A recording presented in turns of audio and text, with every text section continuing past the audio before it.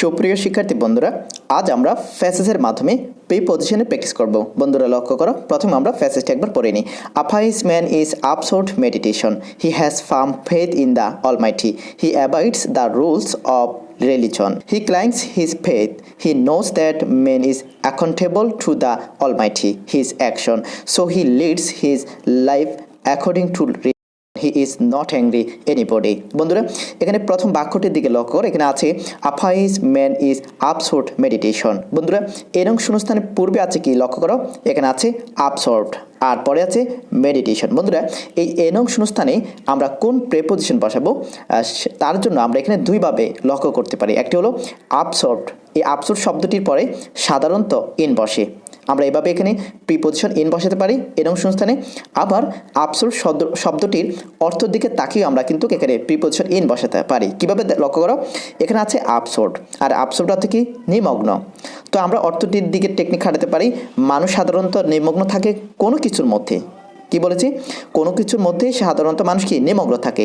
আর যেহেতু আবসর্ভড অর্থ নিমগ্ন, তাহলে আমরা আবসর্ভডের পরে প্রিপোজিশন ইন বসাতে পারি। এভাবেও এখানে ইন বসবে এরং সংস্থানে, অথবা আমরা এভাবে টেকনিকটি মনে রাখতে পারি আবসর্ভডের পরে সাধারণত ইন বসে, আমরা সেই ক্ষেত্রেও প্রিপোজিশন আবসর্ভডের পরে ইন বসাতে পারি। সুতরাং এরং সংস্থানে আমরা প্রিপোজিশন ইন বসাবো।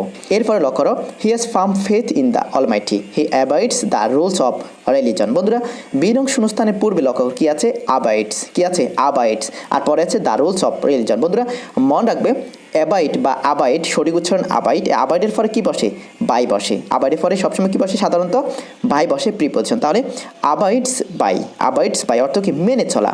আর মনে রাখবে আবাইডের পরে বাই বসে অর্থ হবে মেনে চলা। সুতরাং আমরা বিনং শূন্যস্থান কি বসাবো, প্রিপোজিশন বাই বসাবো, কারণ আবাইডস এসেছে আর আমরা জানি আবাইডসের পরে কি বসে, বাই বসে। সুতরাং বিনং শূন্যস্থান আনসার হবে বাই। এরপর লক্ষ্য করো, হি ক্লাইংস হিজ ফেথ। বন্ধুরা সিনং শূন্যস্থানও সেম, এখানে আছে কি ক্লাইংস, আর ক্লাইংসের পরে যদি টু হয় তখন প্রিপোজিশন হয় কি লেগে থাকা।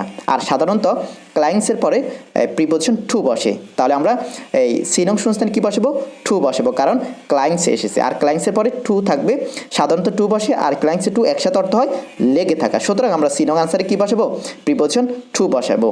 এরপরে লক্ষ্য করো, he knows that man is accountable to the Almighty his action। বন্ধুরা ডিনং শূন্যস্থানের পরে কি আছে দেখো, হিজ অ্যাকশন, পূর্বে কি আছে অলমাইটি। আর বন্ধুরা এখানে বাক্যটির অর্থ লক্ষ্য করো, বাক্যটির অর্থ হলো সে জানে যে মানুষ তার কর্মের জন্য সৃষ্টিকর্তার নিকট দায়ী। আবার বলছি, এখানে বাক্যটির অর্থ কি, he knows that man is accountable to the Almighty his action।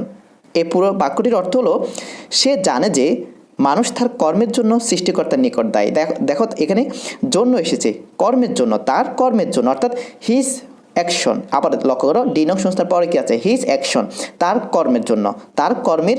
এখন আমরা জন্য বলে বাক্যটি মিলে সম্পূর্ণ হয়, তাহলে আমরা বলতে পারি for his action, for his action, অর্থাৎ অলমাইটি ফর হিজ অ্যাকশন, তার কর্মের জন্য। তাহলে কি হবে, এখানে ডিনং সংস্থা কি বসবে, ফর বসবে। এরপরে লক্ষ্য করো, so he leads his life according to religion, he is not angry anybody. বন্ধুরা এখানে ইনং শূন্যস্থানে লক্ষ্য করো, ইনং শূন্যস্থানের পূর্বে কি আছে, অ্যাংরি। আর বন্ধুরা অ্যাংরি শব্দটির পরে কি হয় লক্ষ্য করো, অ্যাংরি কোনো কিছুর উপরে রেগে গেলে তখন অ্যাংরির পরে উঠতে বসে। কি বলেছি, অ্যাংরির দিকে লক্ষ্য করো, ইনং সংস্থার পূর্বে কি আছে, অ্যাংরি।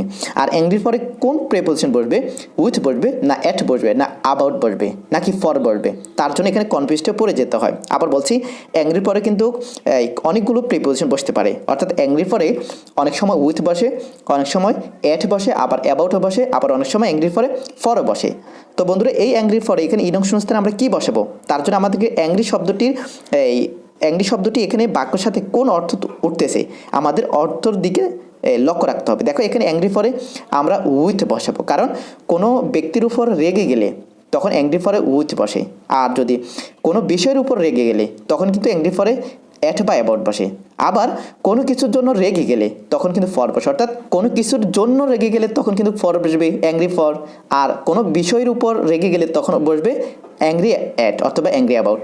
আর যদি কোনো ব্যক্তির উপর রেগে যায়, অর্থাৎ কোনো ব্যক্তির উপর রেগে গেলে তখন অ্যাংরি উইথ বসে। দেখো এখানে কিন্তু অ্যাংরি এরপরে এরপরে কিন্তু এনিবডি আছে, অর্থাৎ এখানে কিন্তু ব্যক্তি বোঝাচ্ছে। তাহলে যেহেতু এখানে কোনো ব্যক্তির উপর রেগে যাওয়া বোঝাচ্ছে, তাহলে আমরা এখানে বসাবো কি, অ্যাংরি উইথ। সুতরাং এই নং শূন্যস্থানে আমরা প্রিপোজিশন কি বসাবো, উইথ বসাবো। তাহলে বন্ধুরা তোমরা এইভাবে করে কয়েকটি ফ্রেজের মাধ্যমে প্রিপোজিশন প্র্যাকটিস করে নেবে, তাহলে তোমরা বিভিন্ন পরীক্ষায় প্রিপোজিশনে ভালো মার্ক পাবে।